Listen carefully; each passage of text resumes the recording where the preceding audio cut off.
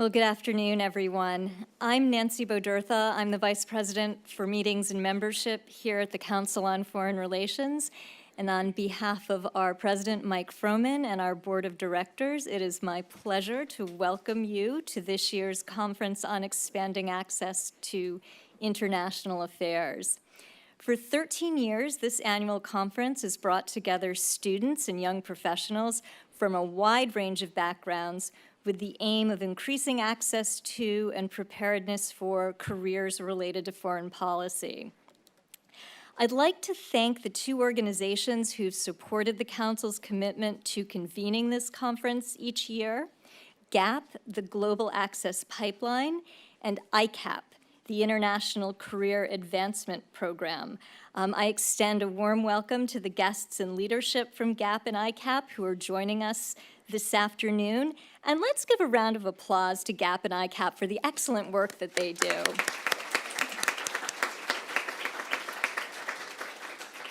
We are so excited to host all of you at the Council, and it's wonderful that our venue is filled with your energy, your curiosity, your ambition, and your aspirations. We've got a robust program in store for you, kicking off this afternoon with a panel discussion on U.S.-China relations. We'll have a short break following the panel, and then there'll be a fireside chat back here with veteran journalist Sewell Chan, who's currently a senior fellow at the USC Annenberg Center on Communication Leadership and Policy. He's also worked at a couple of other outfits that you might be familiar with, the New York Times, the Los Angeles Times, and the Texas Tribune. He will be in conversation with the Council's Chief Content Officer, Millie Tran. Tomorrow morning after breakfast, we'll hear briefly from the Council's President and former U.S. Trade Representative Mike Froman, and then we'll proceed to a fireside chat with Helene Gayle, who is the President Emerita of Spelman College and the former CEO of CARE. Our moderator for that conversation will be CFR Board Director Sylvia Matthews Burwell, who's the former president of American University and also the former Secretary of Health and Human Services. Tomorrow, you'll also have a chance to participate in two sets of smaller discussion groups on issues that range from space policy to understanding AI, to democracy in Africa, to navigating careers in the public and private sectors. There will be a networking lunch tomorrow, and our concluding plenary discussion will focus on the impact of the fashion and textile industries on the environment. We end with networking receptions both this evening and tomorrow evening. I urge you to take advantage of these receptions and the breaks between sessions to get to know one another. In fact, I encourage you to set a goal for yourself to leave this convening with at least a handful of new contacts. For those of you in person, we have CFR resources and representatives available throughout the 2 days to discuss the CFR internship, fellowship, and job opportunities. Also, look out for participants who have a red dot on their name tag. These are current term members of the Council on Foreign Relations. This is a special membership program for individuals in their 30s. Find somebody with a red dot and learn a little bit more about the term member program. For those of you who are participating virtually, you can find out more about all these opportunities as well as experience the incredible content that the Council produces if you visit our website, cfr.org. All right, now it's my pleasure to introduce the moderator for our plenary on U.S.-China relations. I am delighted to introduce Nancy Yao. She is a longtime friend and a former colleague. Nancy and I actually got our career started here at the Council a couple of years ago. We were research assistants in the think tank, and she focused on Asia, and I focused on Africa. The Council has factored into other important chapters in Nancy's career. She was a Council International Affairs Fellow in Japan, and I encourage you to find out more about the International Affairs Fellowship Program and keep it in your sights. This is an extraordinary opportunity for early mid-career professionals to spend a year in government or in a think tank setting, or abroad in select countries, in addition to Japan, Canada, Indonesia, and a couple of others. But this program has been pivotal for a range of individuals. If you look at the alumni list of people who were, we call it the IAF program for shorthand. So IAF alumni, it's a real who's who of anybody who's anybody in the world of foreign policy. And just a couple of examples. Samantha Power was an IAF in Senator Barack Obama's office. She served as his foreign policy advisor. And Condi Rice got her first government gig through the IAF program, where she was a young staffer working in the National Security Council. So keep the IAF program in your sights. But back to Nancy and her extraordinary resume. In addition to being a research assistant here and being an international affairs fellow, and also being a term member and now a life member, at one point, Nancy came back to the council to manage our corporate membership program, and she's got an extraordinary wealth of experience in financial management as well as nonprofit management, and she is currently a dean and professor at Yale University. In your program roster that you received, there's a QR code that you can scan, and you can access Nancy's bio as well as the bio for our speakers this evening. Nancy, it's great to have you here this afternoon, and I'm going to turn things over to you to get our panel started. Thank you. Thank you, Nancy.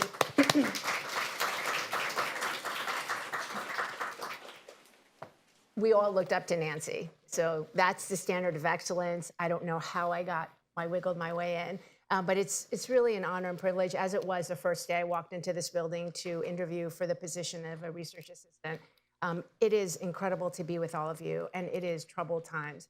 But since there's not a lot to talk about in U.S.-China relations, we can just hang out and, talk Gen Alpha language. I don't know. But not at all, but thank you. And I really preface our conversation, which I'll moderate for about 30 minutes and then open up to all of you, is that there's the communication channels, I think, in our generations and your generation, I think are very different. And I think that you're getting information in ways that we can't even fully grasp. So it's very much that we're going to be learning from all of you as much as you might be learning from us. So I really welcome that accessibility here and really proud to be a part of this. My pronouns are she, her, I'm still going there. And I have real privilege of moderating this conversation with three incredible experts from different points of view. We have Naima Green-Riley, and she is assistant professor in politics at Princeton's School of Public and International Affairs. I was rejected there twice. And then we have Lizzie Lee, incredible fellow on Chinese economy, Center for China Analysis, Asia Society Policy Institute. And I want to acknowledge that Jennifer Hillman is online and fully engaged in this conversation, is the Senior Fellow for Trade and International Political Economy right here at CFR. So thank you, especially Jennifer, to help, managing this with us. And what we'll do is engage in that conversation, then really prepare your questions, and really encourage all of you to, we're learning. Some of you may be more experts, others are really grasping this for the first time. But to be honest, if the council isn't so timely, they just told Trump to call Xi today, and that's why, they had a conversation today for an hour and a half, and that's why we planned this meeting, because we forecasted that. And there is clear visibility on this relationship. Well, I think I would like to start off with an open question. We'll go to Jennifer first. How would you compare the visibility on the relationship today compared to in the Biden administration midway, if you were to scale it in whichever way you'd want to? Well, first of all, thank you very much, and I am so sorry that I could not be in two places at once. I was actually involved in a Council on Foreign Relations event this morning in Washington, and there was just simply no way to be teleported to New York. But I'm with you in spirit. Obviously, things are quite different than they've been over time, and that is partly because of the Trump administration's, I think, approach of taking this very aggressive approach towards tariffs with China, which no doubt, absolutely focuses a lot of the attention. And because Trump has made this somewhat of a personal, if you will, trade war. In other words, he's making the decisions about what the tariff levels are when they're going to go on, when they're going to go off. It has become very much a relationship between President Trump and President Xi, which obviously you saw even in this phone conversation today.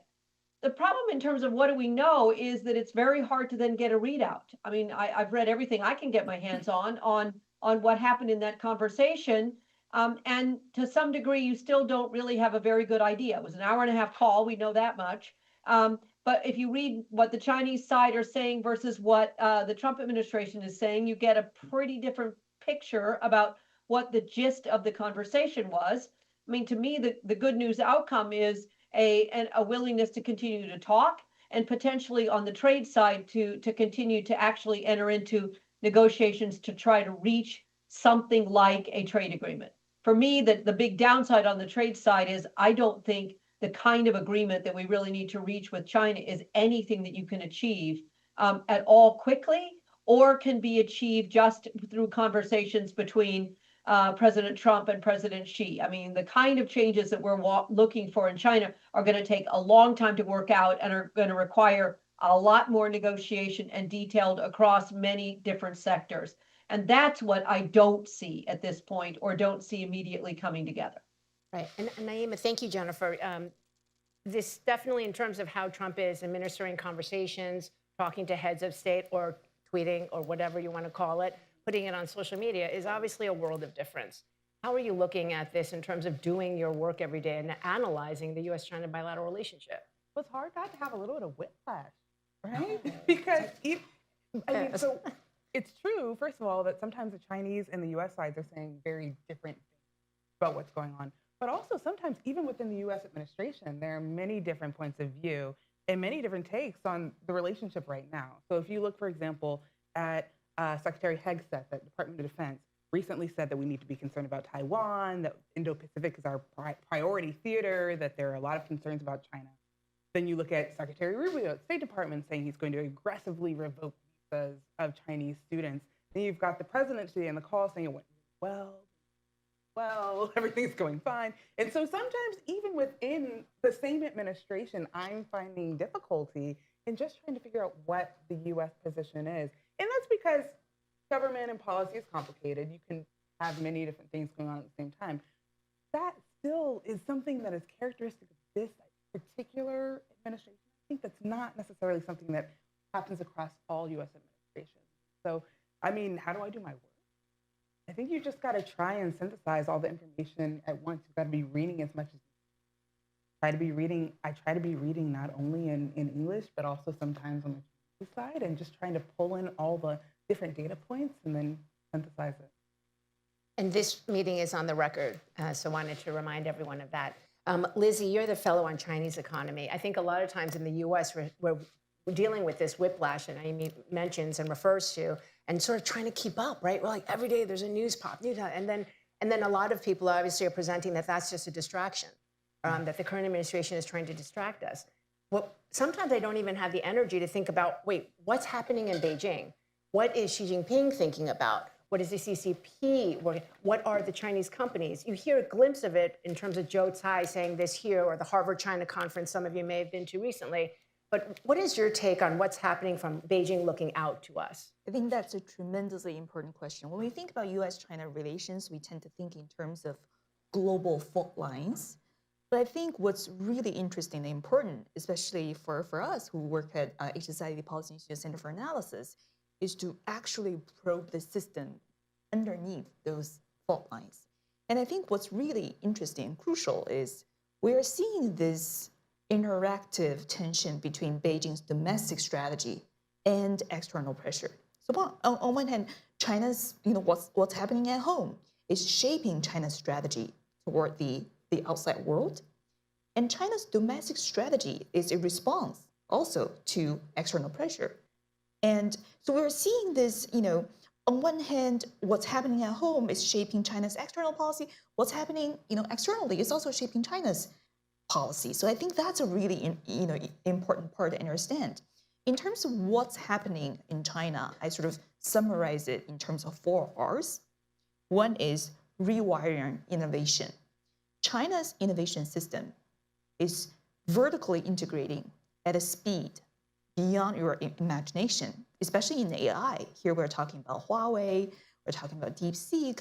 It's very much reorganized and re-optimized in the face of external agents, especially export controls, which did not start with the Trump administration.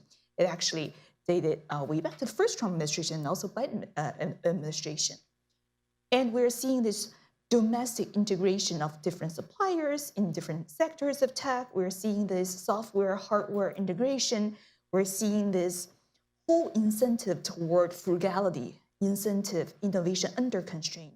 And I think that's tremendously important. And also the embracement of open source, right? That's gonna have huge implications for the efficacy of further export controls on hardware, on chips. The second R I want to point out is the retooling of China's domestic legal and regulatory architecture. Rare earth, right? One key topic of today's Trump Xi call. But rare earth export control is not a response to April 2nd tariffs. It's actually a decade in the making. China has systemically reclassified rare earth as national security asset, as economic imperative, and also as geopolitical lever or geopolitical statecraft. And that only accelerated in response to external tensions, especially export controls on chips, right? Actually, last year, October the 2024, China issued its new regulations around rare earth control, implementing full cycle visibility, putting export on rare earth under much tighter political and security oversight. That happened before tariffs. So China has been preparing this moment, building that lever for long. And it's not just rare earth, right? It's also data security, antitrust laws. So now China has a much more robust set of tools to potentially create pinpoints when it needs to retaliate against external pressure. So that's the retooling part. And the third part, which I think is probably the most important part, is reshuffling of domestic priorities. So, when we think about China's economic direction, we kind of have this idea of China is closing in, right?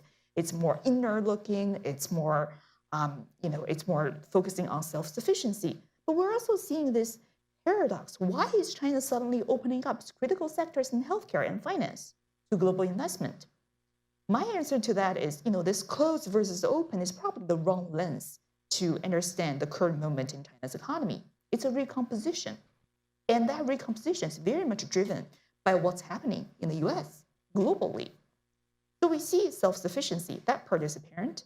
But why is China opening up its healthcare sector and finance sector? Because that tension abroad actually make it more urgent for China to solve its domestic problems. With aging society, with its pension system quickly depleting, China actually needs global expertise and global capital to reboost its economy. So we're seeing this reorienting, this reshuffling toward domestic economic policy, toward domestic demand, not just consumption, but a series of socioeconomic reforms. They were earmarked for reform for decades, but now there's renewed urgency there. So this reshuffling of domestic priority. Well, implementation is totally different story because it's always easier to have that political momentum from Beijing, but on the ground, the implementation is highly uneven.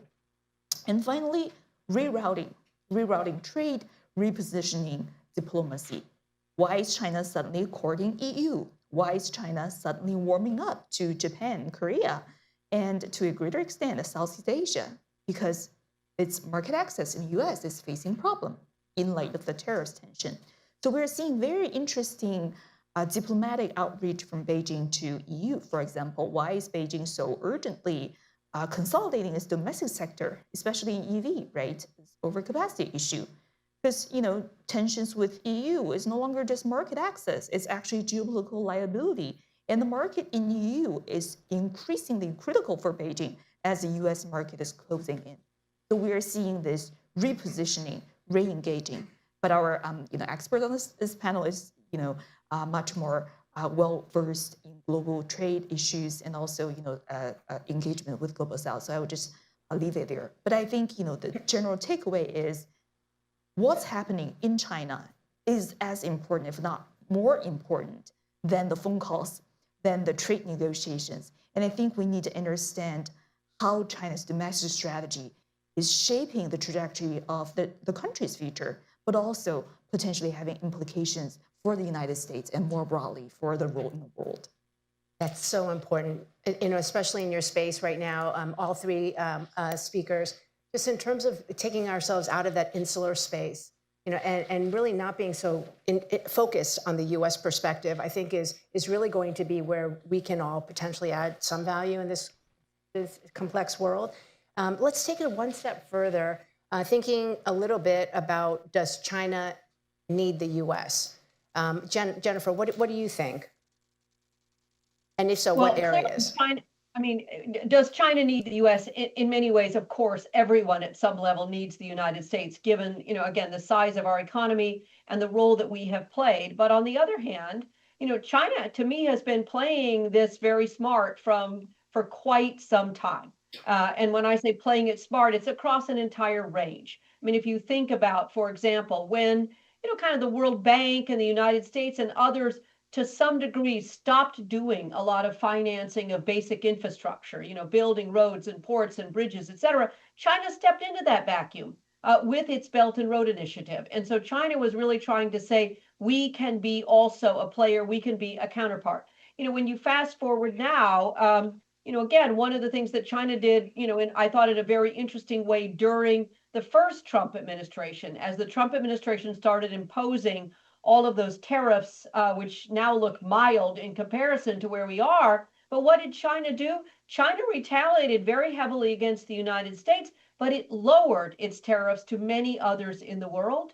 And it sought, again, much deeper relationships with a lot of its other trading partners. So China, on the one hand, is signaling, yes, the United States is very important. And on the other hand, it is absolutely doing everything that it can to shore up its relationships with many other trading partners. It's trying to lock in a real, economic ecosystem with China as the hub. And they're doing that in part, again, through a lot of this Belt and Road Initiative, where many, roads and railroads and routes and or in some way hub around China. It is clearly pushing the increase in the amount of intra-Asian trade, to the point where now in the mid 60s, at the amount of all goods that are traded in Asia are made in Asia and are trading inter-Asia. So China is clearly trying to make sure that it does have alternatives to the United States. And the other thing that China is doing, that I think is really interesting is watching what happens with the retaliations that are being done in response to the tariffs. For example, one of the major industries that is being retaliated against as a result of the tariffs is U.S. agriculture. So what does China do? Immediately, it locks in these major sources of long-term contracts for corn and wheat and soy from places like Argentina and Brazil and others. So China is trying to signal that it can get along without the United States, if it has to. And on the other hand, you look at the numbers, just the numbers came out just today for the amount of trade in April, and they're showing, imports into the United States from China at the lowest level they have been since the middle of COVID. So there's no question that what the United States is doing in terms of its tariffs is having an impact on China that is just beginning to really be seen in the sort of numbers and the impact.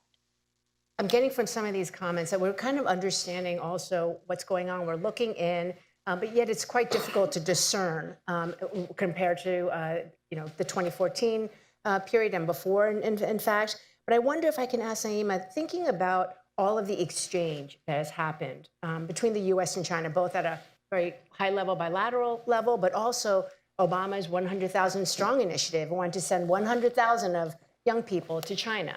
And every year, there were upwards of 400,000 Chinese students studying in this country. Not only were they paying predominantly full tuition, which helped support our universities, but also they were creating these grassroots relationships and so many organizations.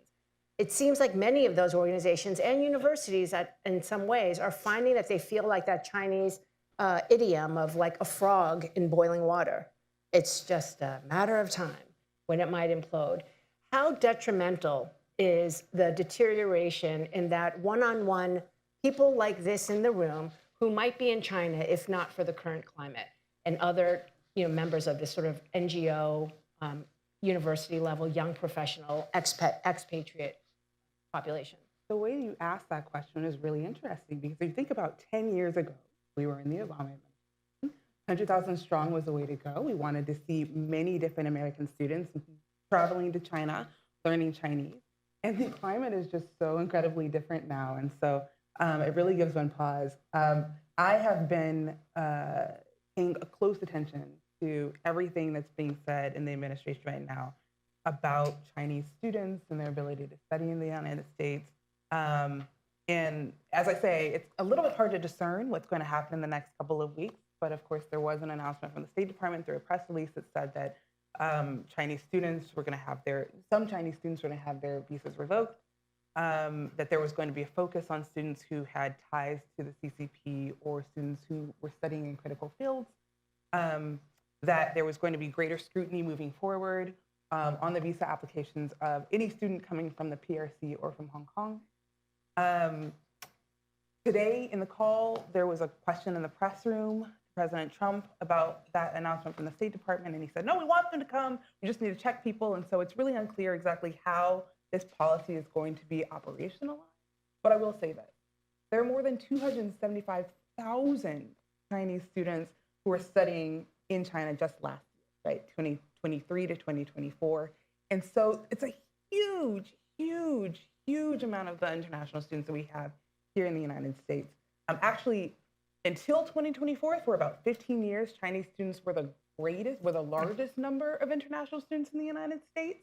At the very end of last year, that number was eclipsed by the number of Indian students. And actually, the reason for that is that since the rising tensions began between the United States and China, though the number of Chinese students have remained high in the US, they've declined since 2019. So every year since 2019, there's been sort of a slight decrease in the number of Chinese students who are here in the United States. And so just in 2024, we saw sort of a decrease that led it to be the second largest group of students. But still, huge, huge number of students who are international who are studying in the US. And I'll add to that, these are students who are contributing to the US economy, to state economies in a number of ways. There was a study that was done by NAFSA recently that looked at international students and how much they contribute to state economies, not only in the higher education sector, but in surrounding sectors as well. So if you think about international students, they have to come to the United States, they need advisors, they need support. And so there are jobs that are created by students in different states in these universities. Often Chinese students are paying full tuition to go to school in the United States. And so they're bolstering sort of like the budgets of many US universities.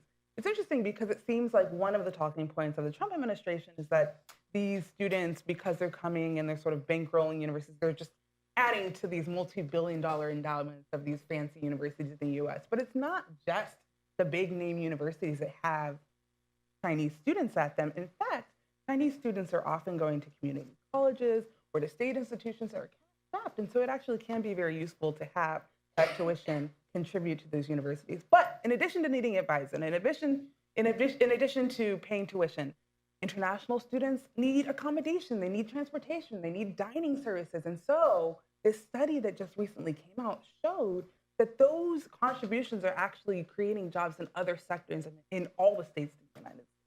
And so it does huge damage to those local economies, especially in college towns, to remove that source of income abruptly if we see rapid cuts to Chinese student visas. And of course, we haven't even mentioned what that's going to do to people who are in the middle of their programs if they have to, of course, leave.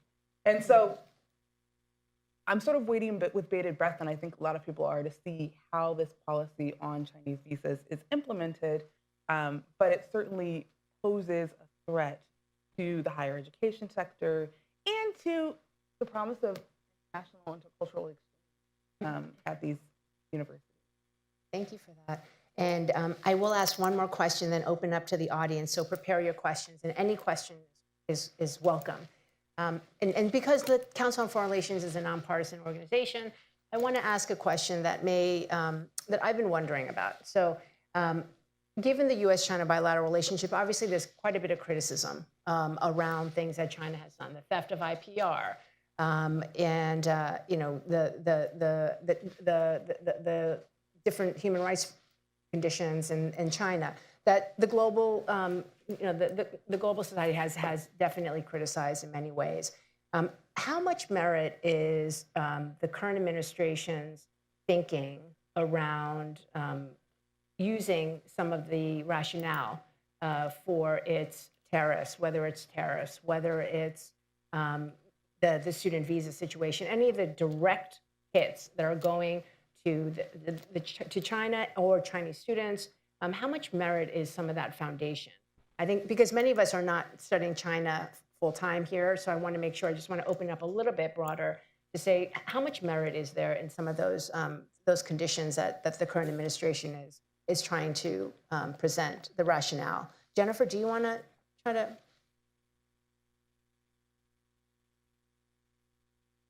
I'm sorry. Yeah, go ahead. Sorry, I couldn't find my button to. So I think the problem is that there is, on the one hand, this strong sort of bipartisan support of we've got to sort of push back on China. I think that's kind of universally held at some level, and yet, you know, I think really gradations on what exactly does that mean. You know, again, with really wide ranges, and part of that is you see a lot of difference in view in terms of why did American companies, you know, sort of engage in or go to China in the first place. And again, I think there is a tendency even on this side of the China of the oceans, if you will, to look at this in as though everyone was the same. In other words, as though everyone went to China just seeking, if you will, cheap labor, that this was all about just offshoring U.S. productions in order to gain access to lower cost labor that was damaging to the United States. When the reality is, you know, a huge number of companies went into China because they wanted to sell product into the Chinese market. They were, and so again, to say to them decouple makes no sense because their market is the Chinese market, or maybe more broadly read, you know, the Asian markets. And so it does not make sense even to treat everyone that is doing business today with China as though they were all motivated by the same thing. And that translates into this broader political question of what's the goal here with respect to China? You know, is it a complete decoupling from China, which many would argue is just completely impossible? But are we trying to get as close as we can to that? And yet, as soon as you say that, you know, those, you know, for example, at the WTO and elsewhere that have looked at it would say, if we do that, if we just try to kind of bifurcate the world into a China-oriented trading bloc and a US-oriented trading bloc, just the fragmentation alone, not changing anything else, just the fragmentation alone could cost as much as 7% of global GDP, and it could be much, much higher for developing and least developed countries, because fragmenting costs. You know, it creates chaos, it creates difficulties with interoperability, it creates inefficiencies in the system, which again, maybe the whole world is willing to bear that cost if we knew why. Why are we going down this road, as opposed to trying to figure out what are the genuine issues that we have, and is there an alternative way, in essence, to work those out? And part of it is also not all goods, not all services, not all products are equal. I mean, again, for the United States, it's not at all clear that we really need to be all that worried about whether it's T-shirts or shoes or, you know, other things from China. And on the other hand, you know, where the real serious worries are around things like critical minerals, Right. where between 90 and 95% of the processing capacity for critical minerals, and they have that word critical in them because they are critical, you know, to semiconductors, to military production, to EVs, to batteries, 95% are processed in China. And it will be impossible for the United States to catch up to anything like the level that we will need in terms of both mining and processing of those critical minerals in anything less than decades. So for at least a significant period of time, we are dependent on China. Whether we like it or not, that's where we are. And so whatever our policies are, They have to come from this reality that not everything in China is equal and not everything in the United States is equal. We have to be strategic and smart about when, where, and how we're doing this kind of engagement rather than trying, I think, to come up with some monolithic approach that is not going to fit where the realities are. That is so important, some of those critical points. And just to elaborate a bit and to pass it over to you, Lizzie, we went conditional engagement, constructive engagement, and clearly over the last 2, 3, 4, 5 years, it's adversarial. China is the enemy. It's a very bipartisan sentiment. And I'm wondering, when you're looking back at your studies and your work, did that happen quite overnight for you? Or how did you think was the trigger that changed it fully into adversarial? Because it seems like it wasn't fully adversarial, but now any organization that tries to engage is kind of feeling like a loner. Great. I think, I definitely, so I came to the country as an international student back in 2008. So that was during the Obama administration. The atmosphere was very different back then. And I would say, my undergrad institution is highly international. We have a lot of international students on my floor. And looking back, I think that's the most valuable part of my experience. And that's actually why I fell in love with this country and never looked back. But looking back, I think, unfortunately, the United States has lost some of that shine to international students. So I'll start with there. In terms of U.S.-China relations, we do seem to be in a very volatile, increasingly adversarial period of time. But I think, instead of just sinking into those binary narratives, whether we should engage with China or we should decouple with China, I think ultimately it should be a design problem. Are some of the security concerns legitimate? Absolutely. Are some of the human rights practices in China concerning? Absolutely. But how to deal with those issues after you identify them? What I see is a host of very blunt instruments, very blunt tools that are frequently at cross purposes. For example, the China Initiative, right? Are we concerned about, Chinese players, China's whole of society approach, systematically, stealing technology from the United States? Well, there are certainly bad actors, but when you, just hammer down on the entire Chinese American academic community, the chill you put on that, U.S.-China science collaboration is not to the benefit of your goal. It sort of bordered on profiling. It didn't really address the security concerns. If you look at the China Initiative cases, a lot of them are tax compliance issues. A lot of them are reporting errors. It didn't really get the issue you want to get at, right? When we think about the United States economic leverage over China on high tech, yes, U.S. has a lot of leverage there. The U.S.'s, financial system, sanction tools, those can be really pressure points for China. But the way we're using those tools are not the smartest way to use them. What it does is sort of, create this new momentum for China to insulate against those further tools, making China even more formidable rival to the United States, rather than addressing those issues. So what I would call for is engineers instead of politicians working on those issues. There are ways to design a system, to build in those guardrails, to build in those buffers, to best leverage China, to best shape China's behavior. And I would argue the best way for the United States to shape China's behavior is, number one, keeping China in its orbit. Because the United States actually have more leverage, especially on international platforms, to use standard setting ability, to use its economic levers, to use its diplomatic levers, to use its power of alliance to actually force China to the table, so to speak. And second, the best way for the United States to shape China's behavior is to start from a position of strength. That means domestic economic prosperity. That means the United States, is a broad, prosperous ally framework. But now it seems we're not quite, working in that direction. And the third, I would argue, the best way to shape China's behavior is to understand what's going on in China. And the best way to do that is to have more people in China on the ground so that we don't sink into those just crazy narratives about China being either 10 feet tall or just China collapsed today, tomorrow, maybe last year it should have collapsed. It was a fluke. So once we sink into those very simplistic narratives, we lose sight of what's actually happening in China, and that will make our task to shape China's behavior harder, not easier. So those are my. Would love your thoughts on this. I mean, decoupling, we're talking about keeping them in the orbit. What do you think is the near-term outlook for trying to maintain this relationship? Because we do know that we need to. So again, that's. Oh, no, I'm sorry. Oh, sorry. Yeah. I think that, it's interesting. We've moved, like you said, totally, we moved to a point in the U.S.-China relationship where we know there's going to be tension, we know there's going to be friction.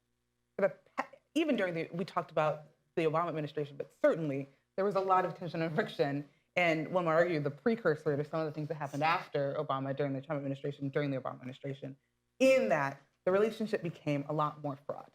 And so I actually think it's going to be difficult to ever envision a time in the near future where we're going to see a lot of cooperation between the United States and China, where we're going to see distinctive projects on which we're partnering together.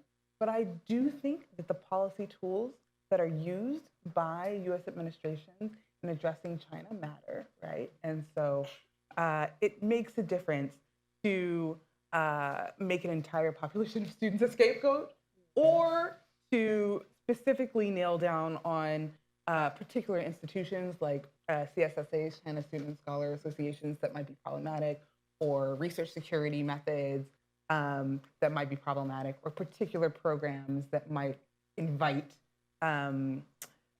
less security in a university campus. It makes a difference to decide to completely cut off access to certain journalists from certain organizations, both on the US and Chinese sides, rather than to invite sort of that journalistic lens. It makes a difference. And so I would argue that the best that we can hope for is well-considered policy choices.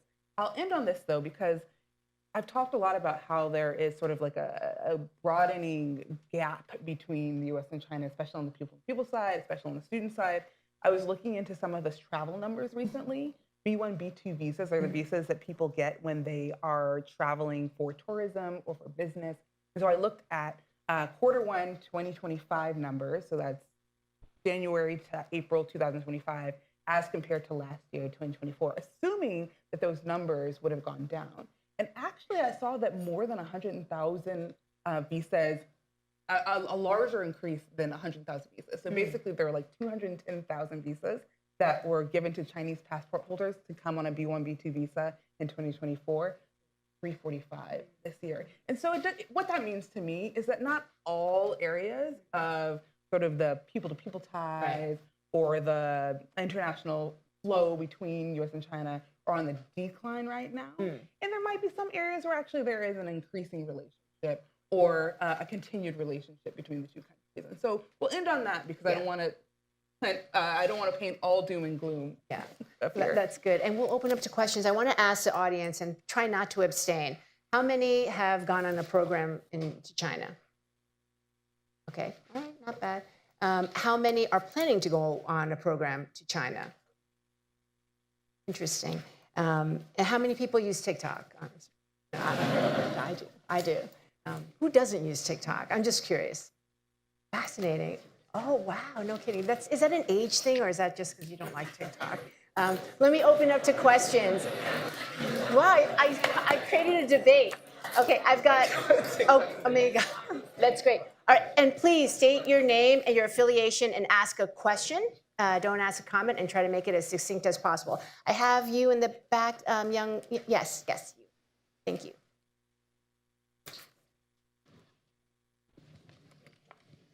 Thank you. My name is Charlotte. I'm an undergrad student at Duke, and I'm studying abroad in NYU, Shanghai in the coming fall. And I'm with the Treasury Department this summer. And my question for you all, the U.S. policy approach of the last 10 years, bipartisan approach, in regards to protecting domestic industry has been one of export controls and economic statecraft in order to properly compete with Chinese industrial policy and overcapacity. And some China analysts have argued that this has been completely counterproductive, in that it quickened China's need to become self-sufficient in these critical industries that they deem critical to their national security. So my question is there a way to properly protect domestic industry that isn't entirely counterproductive and that will accomplish our domestic goals while also not quickening the need for the Chinese to become entirely self-sufficient? Yeah, that's a future term member. Jennifer, do you want to hit that? That was a great question. Thank you. I'll agree with that on the future term member. Excellent question, Charlotte. I think that there is no question that the real trick for the United States across the board is to figure out not just, in essence, how to push China down, but how do we run faster? I mean, how is it that we do, and to some degree, I think you have to do a little bit of both. Not so much the holding China down as much as making sure China competes fairly. So to me, it is appropriate for the United States to use the trade tools in its toolbox to say, if those Chinese goods have been subsidized, yes, we should be putting countervailing duties on them that account for the amount of the production value in China that was paid for by subsidies, so that we're not asking American companies to compete with the subsidies of the Chinese government. But at the same time, and for the same products in the same sector, we've got to be helping our U.S. industries become more competitive. So that's everything from helping to support basic research and development to helping develop really higher end and much better quality training programs to develop our own human capital and our own human capacity to engage in those. It includes probably a significant measure of industrial policy. I mean, subsidies on our side to make sure that our companies can get their hands on the kind of equipment and technology and updates and robotics and all of those things that they need in order to become a really competitive industry. And the last thing, obviously, to me, that it takes is strategic planning. I mean, we simply should not be, engaged in investing in every technology. I mean, there are some, again, that China is doing very, very well that we should simply be buying that. And there are others that are going to be very important to the United States where we need to have our own manufacturing base, or again, we need to do all of these things that will help us, again, run faster at the same time. And the final thing that I think the whole world needs to do is to try to figure out ways to push China to do much more domestic consumption. Because an awful lot of the complaints, particularly in the trade realm, are that China is simply flooding the world markets with very low cost goods that nobody can effectively compete with.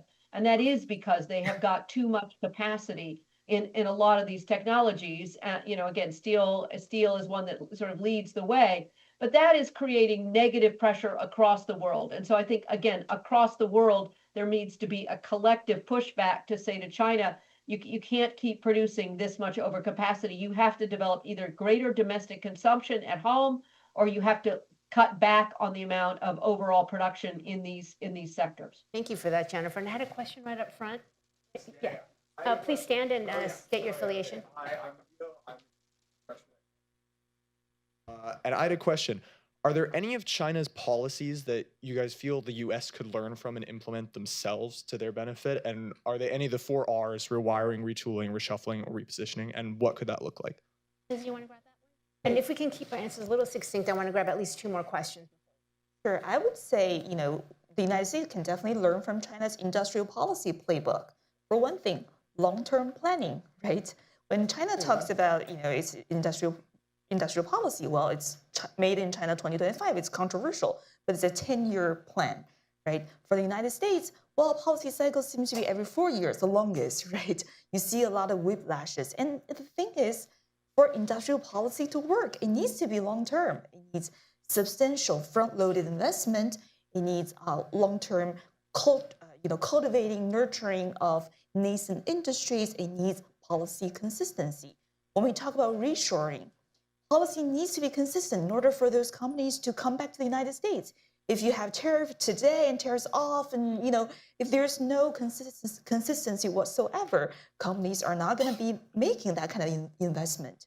So that's just one thing that I want to focus on. The United States need to think more in terms of long-term planning. Okay, great. And I have the gentleman in the last row. Yeah. Thank you. Hi, my name is Oh, Ariana. I'm sorry, I didn't No, see you. all good. Yeah. Don't worry. Hi. My name is Ariana. I graduated from Hunter College down the street and currently work at McKinsey. So, thank you for this panel. I especially appreciated what Lizzie said, that we really need more people who are in the field helping shape policy with China.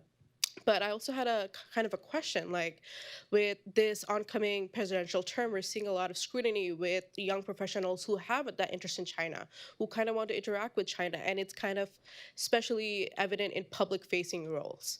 I myself am going to China in Beijing. I'll be in a program. I'll be studying and like living there for like a year and a half.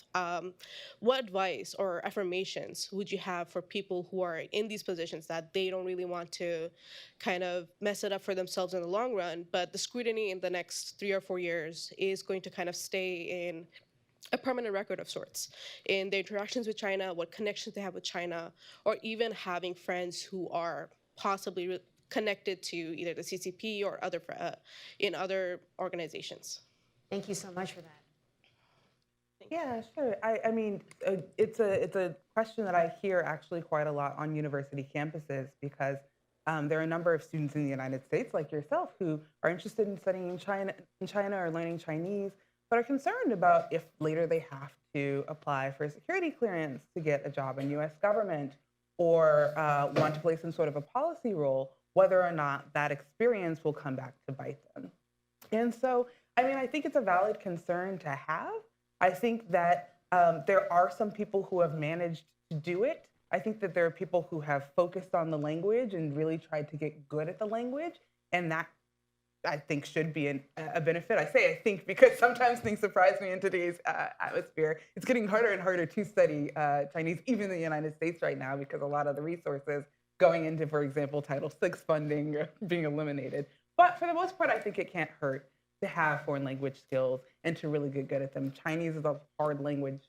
I've been studying it for more than 10 years and I'll never stop, right? From the standpoint of that's what it takes to get to a level of proficiency and fluency. And so I think that that's something that's valuable at the end of the day, because then you're able to read source materials, you're able to understand meetings that are happening or even sort of news reports that are coming in. And so I think that that's a valuable thing. And there are still, I mean, there are still opportunities to go and study in China right now, even though they are being eclipsed by this larger atmosphere. And so I do see students who are going and spending a semester or a term and getting that on the ground experience firsthand. And then they can better speak to the policy issues that are happening right now.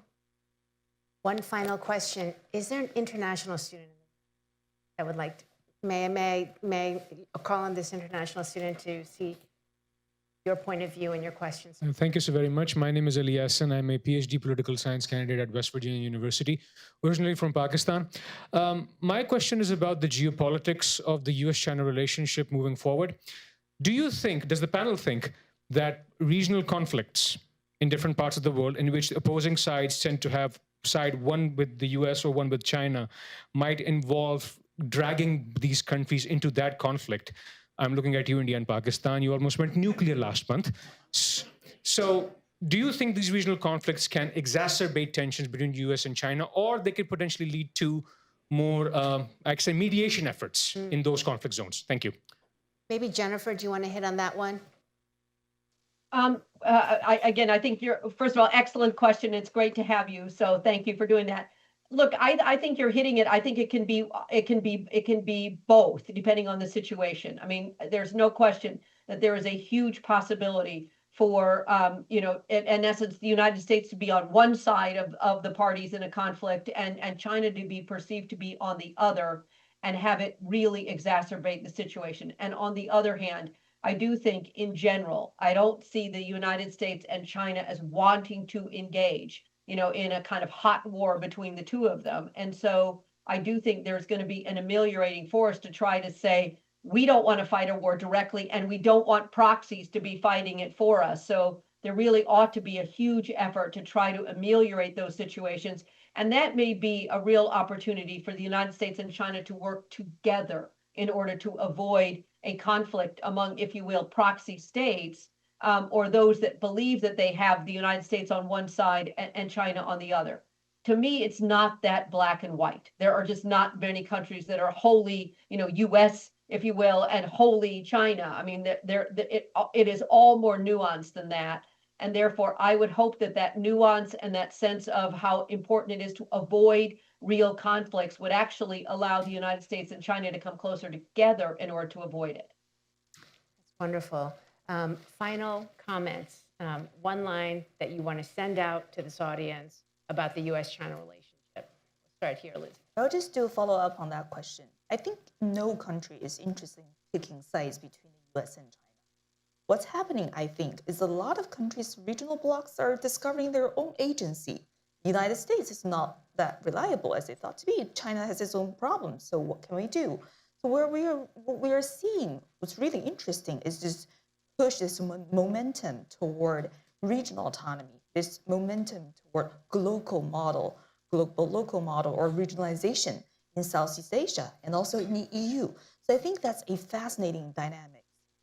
Previously, countries are kind of forced into one camp versus other, but now, with this new tension point between US and China, I think a lot of countries, a lot of regional blocs are kind of, discovering their own identity somehow. So I think that's, one emerging area. Again, I'm still observing here, but I think that will be fascinating to watch in this period of US-China. Final remarks, Amy? I think that this is the time to really dig into this news, to become more and more proficient in what is happening between the US and China and what's happening in China. And the reason is that because there's so much political rhetoric about China in our news stream today. And it's a lot easier for political elites to lead us to extreme positions if we don't really understand the situation. And so the things that really frustrate me on the policy side are when we completely cut off contact, or we completely cut off, for example, programs, because that's the easiest way to sort of deal with any sort of a threat.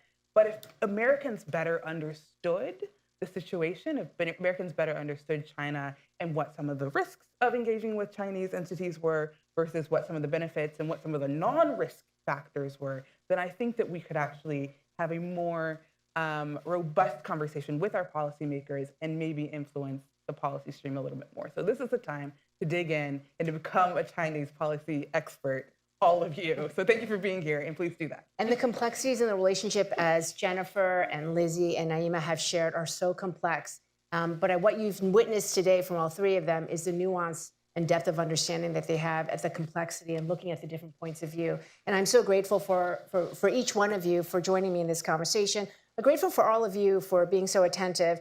And please note that the video and transcript of this session will be posted on CFR's website. And if you are attending in person, we'll take a really short, quick break, and then we'll be joined in a fireside chat with my former high school classmate, Sewell Chan. Thank you so much. And think about all those things Nancy Baudertha shared. You're all fabulous. Yeah.